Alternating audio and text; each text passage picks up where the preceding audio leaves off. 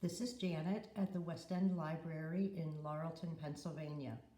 This month's book review will be by Lucy Foley, and this is her most recent release entitled The Midnight Feast. I had not read any of books by Lucy Foley prior to The Midnight Feast, but will definitely read others she has written. It was a page turner that I started at 10:30 in the morning and finished at around 7:15 p.m. the same day. If you like murder, deceit, a glimpse into background life of wealthy people, retribution, and some local rural legend thrown in, you will thoroughly enjoy this novel. Bella goes to spend the opening weekend of an extremely high-end resort called the Manor. Not being able to stay in the most luxurious part of the Manor, Bella stays in a somewhat upscale cabin on the grounds.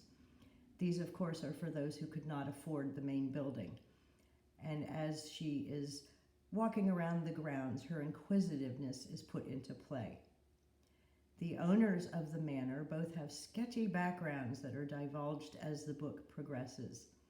Bella's background is also explored, as well as other characters in the book, including an assistant to the owner and a young local who is trying to work his way up to bartender instead of just washing dishes in the kitchen.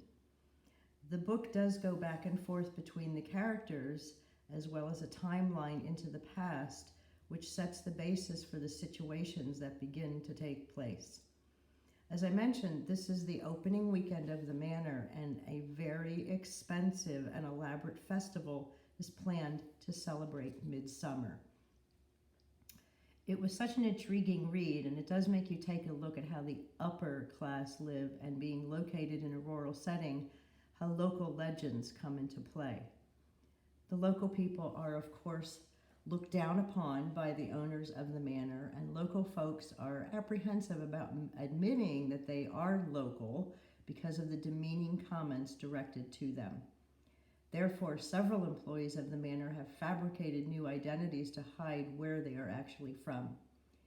Each of the main characters is given a chapter to give you up to date to past as well as present activities. The chapters make the rounds of these characters many times, but I found it was very informative in setting the narrative. So on the next rainy day, as it was on the day that I read this, try to grab a copy of The Midnight Feast and get ready for a great read.